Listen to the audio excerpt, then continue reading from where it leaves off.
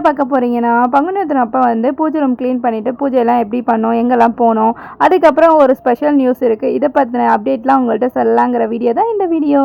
உங்கள் வீடியோக்குள்ளே போகலாம். Welcome to Venba love dance channel. Panguni உத்திரம்னா என்ன, எனக்கு தெரிஞ்ச விஷயங்களை உங்கள்கிட்ட ஷேர் பண்ணுறேன். பங்குனி மாதத்தில் உத்திர நட்சத்திரத்தில் வர நேரத்தில் வந்து செலிப்ரேட் பண்ணுறது தான் வந்து பங்குனி உத்திரம். அந்த டைமில் முருகப்பெருமானுக்கு நம்ம விரதம் இருந்து அவருக்காக நம்ம வேண்டிக்கிட்டோம்னா நம்மளுடைய வேண்டுதல் நிறைவேறும் அப்படின்னு சொல்லுவாங்க. அதை விட முக்கியமானது திருமணம் தடை நீங்குங்கிறது ரொம்பவே விசேஷமான ஒன்றா கருதப்படுது. ஏன்னா அந்த நாளில் வந்து நம்ம வந்து நிறைய பேருக்கு திருமண தடையெல்லாம் இருக்கும்.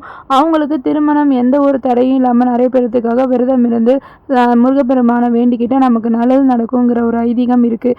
ஏன்னா அந்த டைமில் தான் வந்து பல தெய்வங்களோட திருமணம் நடந்ததாக கருதப்படுது. குறிப்பாக வந்து ராமர் சீதாவோட திருமணம், வள்ளி முருகருக்கும் தெய்வானைக்கும் நடந்த திருமணம் அந்த நாளில் தான் நடைபெற்றதாகவும், சிவன் பார்வதியோட திருமண நாள் அந்த டைமில் செலிப்ரேட் பண்ணனாலும் இந்த நாளில் வந்து நம்ம வந்து விரதம் இருந்து எந்த ஒரு விஷயமும் வேண்டிக்கிட்டால் நடக்குங்கிற கண்டிப்பான ஒரு ஐதீகம் இருக்குது. அதனால் இது ரொம்பவே சிறப்பு வாய்ந்ததாக இருக்கும். இதை விட ஒன்று என்னென்னா, நம்ம ஊரில் வந்து பங்குனி உத்திரனாலே ரொம்ப சிறப்பு. அங்கே வந்து வெளுடாம்பட்டு கோயில்னு ஒரு கோயில் இருக்குது. அந்த கோயிலில் வந்து நிறைய பேர் பால் குடம், காவடி, நிறைய காவடி பறக்கும், காவடி, மயில் காவடி, தேர் காவடி, அதுக்கப்புறம் 1000 பால் குடம், 10,000 பால் குடம், 100 பால் குடம் அப்படி சொல்லிட்டு ஒவ்வொரு ஏரியாவிலையும் ஒவ்வொரு பிளாக்லேருந்தும் கோயில் எங்கெல்லாம் இருக்கோ அந்த கோயிலேருந்துலாம் வந்து சாமிக்கு விருந்து பூஜை பண்ணுறதுக்காக வேண்டிட்டு வந்து பால் குடம்லாம் எடுப்பாங்க. எங்களுக்கு வந்து லீவுன்னு வந்துடுச்சுன்னா போதும், எக்ஸாம் டைம் முடிஞ்சிடும். அந்த டைமில் எல்லாருமே அப்பா வந்து அவங்க நர்சரியில் ஒர்க் பண்ணினனால அந்த அமராவதி நர்சரிக்கு நாங்கள் போயிடுவோம். அங்கேருந்து நாங்கள் வந்து எல்லாருமே வந்து பால் குடம் போகிறது எல்லாமே அந்த கோயிலை வந்து அதுக்கு முன்னாடி தான் இருக்குங்கிறனால கிராஸ் பண்ணி தான் போவாங்க. அதை விட ஒன்று என்னென்னா, வர வழி ஃபுல்லாக நெடுக்க வந்து சாப்பாடெல்லாம் போடுவாங்க. ரொம்பவே நல்லாயிருக்கும். வர வழியெல்லாம் நமக்கு என்ன சாப்பாடு வேணுமோ அந்த சாப்பாடெல்லாம் வாங்கிட்டு வந்து நம்ம சாப்பிடுவோம். என்ன வெரைட்டி ரைஸ் வேணுமோ அந்த வெரைட்டி ரைஸ் என்ன வேணால் இருக்கோ அதெல்லாம் வாங்கி சாப்பிட்லாம். அதே மாதிரி பானகம், அந்த மாதிரி வழி நெடுக்க யாருமே வந்து பசியோடு இருக்கவே மாட்டாங்க அந்த நாளில். அந்த அளவுக்கு ரொம்பவே விசேஷமாக இருக்கும்.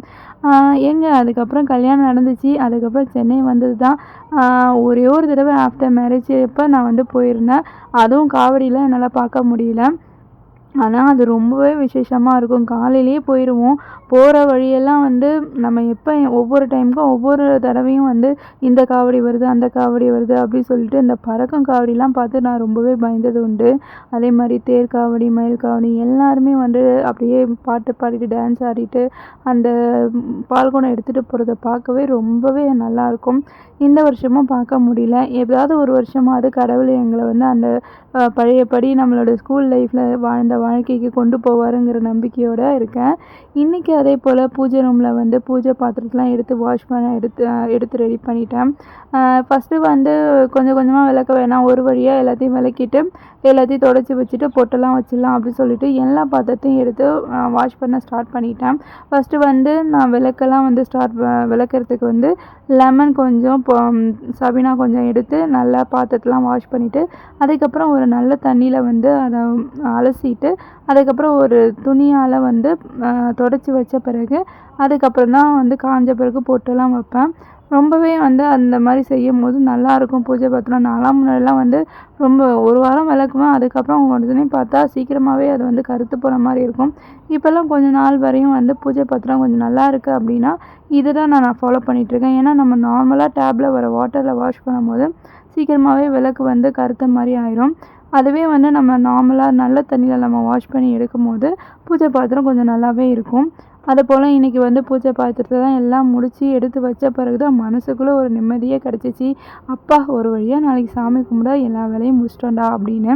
அதுக்கப்புறம் வந்து அதோடைய சைட் பை சைடாக வந்து வீட்டு வேலையும் செய்யணும்னு சொல்லிட்டு பெட்ரூமில் பெட்ஷீட்லாம் மாற்றிட்டு புது பெட்ஷீட் போட்டுட்டு அந்த மாதிரி எல்லா வேலையும் வந்து ஒரு வேலை முடிச்சுட்டு அதுக்கப்புறம் நைட்டே மாப்லாம் போட்டு வச்சாதான் அடுத்த நாள் வந்து சாமி கும்பிட முடியும்னு சொல்லிட்டு எல்லா வேலையும் அன்றைக்கே வந்து முடிக்கிறதுக்கு ரெடி பண்ணிட்டேன். நான் வேலையெல்லாம் முடிக்கிறதுக்கு ரொம்பவே லேட் ஆகிடுச்சு. ஆனால் நைட்டே வேலை வந்து செஞ்சு முடித்தா காலையில் பிரம்ம முகூர்த்த டைமில் எந்த பூஜை பண்ண முடியும் அப்படிங்கிறனால நைட்டே வந்து டைமை பார்க்காம டயர்டாக இருந்தாலும் பரவாயில்ல வேலையெல்லாம் முடிச்சுட்டு அதுக்கப்புறம் எந்த வேறு வேலையும் பார்க்கலாம் அப்படின்னு சொல்லிட்டு ஒவ்வொரு வேலையும் செய்ய ஆரம்பிச்சிட்டேன். நடுவில் பாப்பா கிட்டே வந்து எனக்கு கொஞ்சம் ஹெல்ப் கேட்குறது ஒரே ஒரு விஷயம், இந்த வீடியோ எடுக்கிறதுக்காக கொஞ்சம் ஹெல்ப் பண்ணி கொடு பாப்பா அப்படின்னு. அதுக்கப்புறம் ஒரு வழியாக எல்லா வேலையும் செஞ்சு முடிக்கிறதுக்கே எனக்கு நைட் ஆயிடுச்சு. நைட்டு 12 மணி ஆயிடுச்சு மாப்புலாம் போட்டு நான் படுக்க போகிறதுக்கே. அப்போ தான் காலையில் சீக்கிரமாக 4 மணிக்கெலாம் எழுந்திரிச்சி பிரம்ம முகூர்த்த டைமில் விளக்கேற்ற முடியும் அப்படிங்கிறதுக்காக காலையிலேயே வந்து பாப்பாவுக்கும் அன்றைக்கி வந்து ஸ்கூல் வேறு வச்சுட்டாங்க. லீவ் விடுவாங்கன்னு பார்த்தேன். பட் வந்து சாட்டர்டே ஒரு ப்ரோக்ராம் ஸ்கூலில் வச்சுருந்தாங்க கிராஜுவேஷனுக்காக. இவங்க வந்து 2nd ஸ்டாண்டர்ட் பசங்க டான்ஸ் ஆடினாங்க.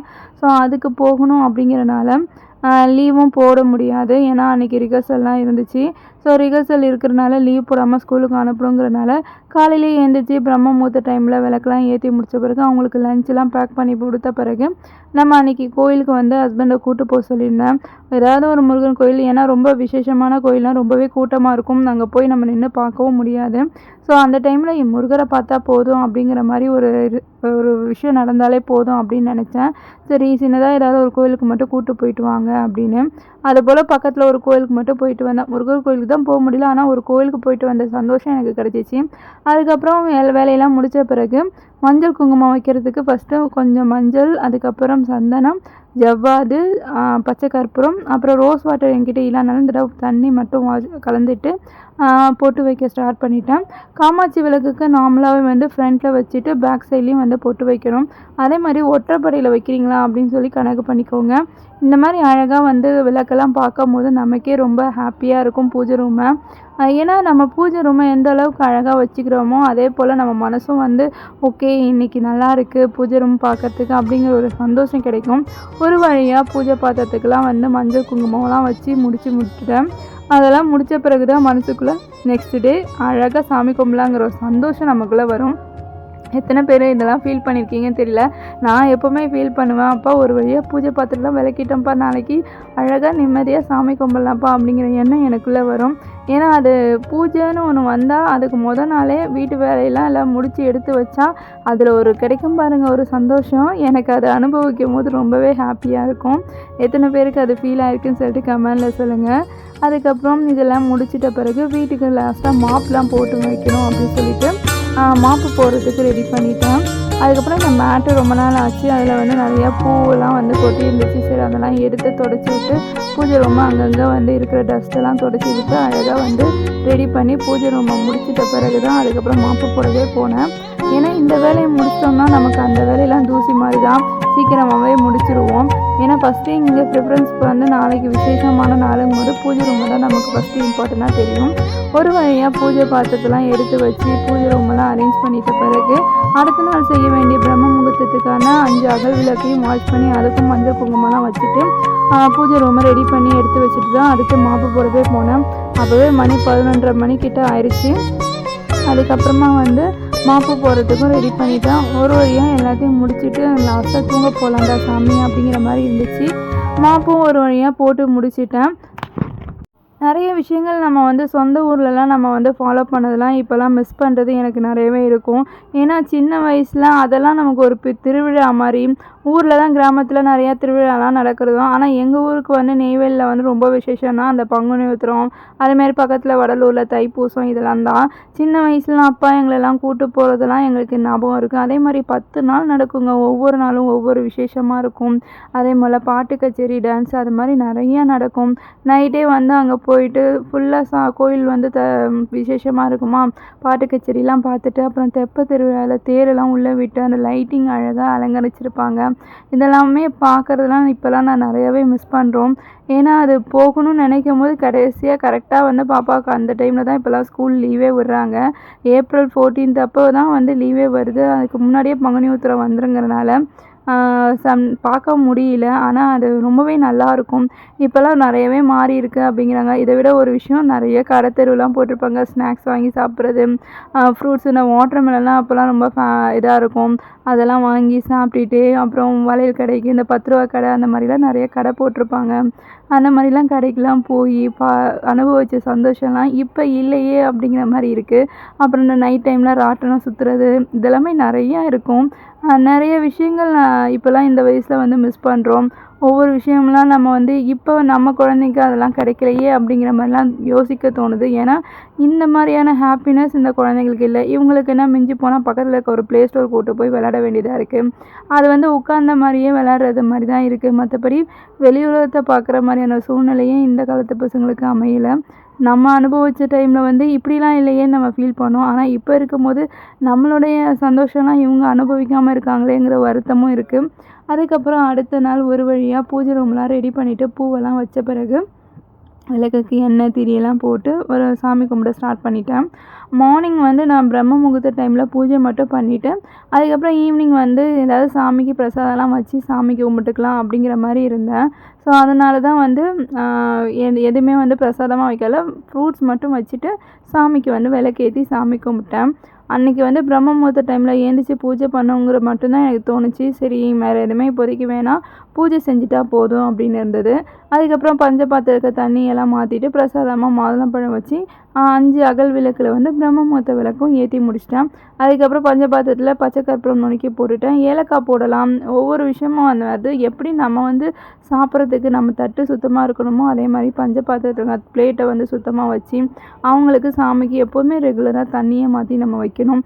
நம்ம சாப்பிடும்போது தண்ணி இல்லைன்னா எப்படி இருக்கும், அந்த மாதிரி தான் கடவுளுக்கும்.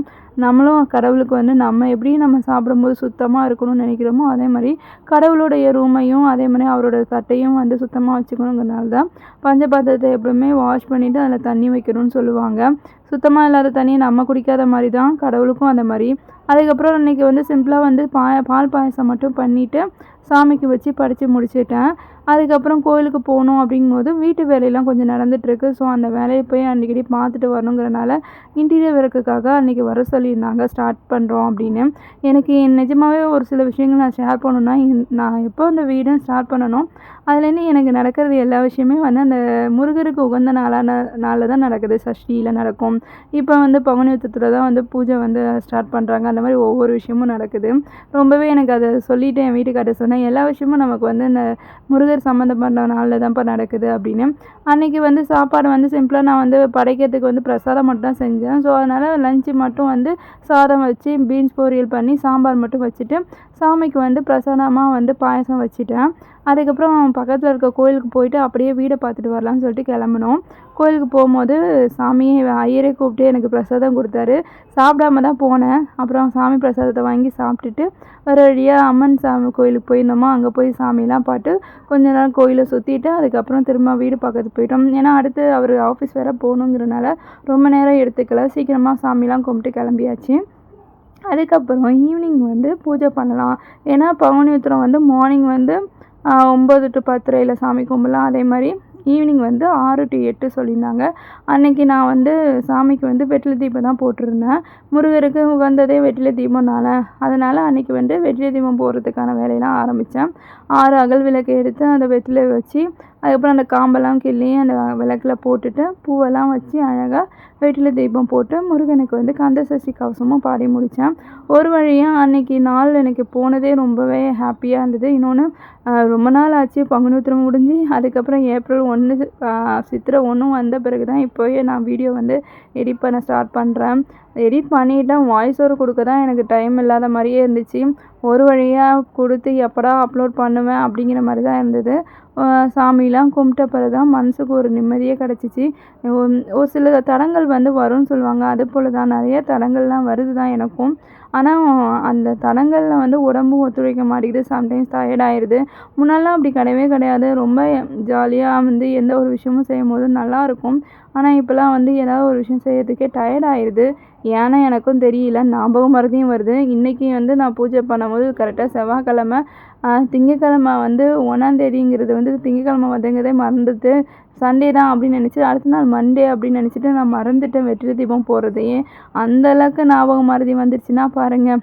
அதுக்கப்புறம் முருகருக்கு வந்து தீபாவளிலாம் காட்டி நல்லபடியாக சாமி கும்பிட்டு பூஜையெல்லாம் முடித்தது மனசுக்கு நிம்மதியாக இருந்தது. ஆறுமுகம் அருளிடும் அனுதினமும் ஏறுமுகம் ஓம் சரவண பவ. அதுக்கப்புறம் கந்த சஷ்டி கவசம் பாடி முடித்து டிவியில் பாடெல்லாம் போட்டுட்டு சாமி கும்பிட்ட பிறகு தான் மன நிறைவாக இருந்தது. இதே போல் அடுத்து வந்து சித்திரை 1க்கும் சாமி கும்பிடணும் அப்படின்னு சொல்லிட்டு எந்த ஒரு தடங்களும் வந்துடக்கூடாதா சாமி அப்படிலாம் வேண்டிக்கிட்டு மனசில் இருக்கிற பாரத்தெல்லாம் என் அப்பன் முருகன்கிட்ட கொட்டி தீர்த்துட்டேன். அதுக்கப்புறம் நல்லபடியாக பூஜையெல்லாம் முடிச்சது மனசுக்கு நிம்மதியாக இருந்தது. எனக்கு தொடர்ந்து சப்போர்ட் பண்ணுங்கள். இந்த வீடியோ பிடிச்சிருந்தா லைக் பண்ணுங்கள். புதுசாக பார்க்குறவங்களும் வீடியோ வந்து பார்த்து சப்போர்ட் பண்ணுங்கள். நீங்கள் சப்போர்ட் பண்ணால் தான் உங்களோட ஒரு லைக் வந்து உங்களுக்கு ஈஸியாக இருக்கும். ஆனால் அந்த லைக் எனக்கு வந்து ஒரு பெரிய மோட்டிவேஷனாக இருக்கும். வீடியோ பிடிச்சிருந்தா கண்டிப்பாக லைக் பண்ணுங்கள், சப்ஸ்கிரைப் பண்ணிக்கோங்க. தொடர்ந்து உங்கள் சப்போர்ட்டை எனக்கு கொடுங்க. இன்றைக்கி நல்லபடியாக பூஜையெல்லாம் முடித்து சாமி கும்பிட்டது மனசுக்கு நிம்மதியாக இருந்தது. இன்னமும் நிறையா அப்லோட் பண்ணணும், வீடியோலாம் எடுக்கணும்னா நான் கொஞ்சம் பிஸியாக இருக்கிறனால, வேலையெல்லாம் இருக்கிறனால எதுவுமே கொஞ்சம் லேட்டாக தான் பண்ணிகிட்ருக்கேன். பூஜையெல்லாம் வந்து ரெகுலராக பண்ணால் தான் நமக்கும் வந்து கொஞ்சம் ஹாப்பியாக இருக்கும். நம்ம எப்படி பூஜை ரூமை வச்சுருக்கோமோ அதே போல் நம்ம மனசும் சுத்தமாக இருக்கும், சந்தோஷமாக இருக்கும். ஒரு வழியாக பூஜையெல்லாம் முடித்தது மனசுக்கு ரொம்ப ஹாப்பியாக இருந்தது. நெக்ஸ்ட் வீடியோவில் பார்க்கலாம். பாய்.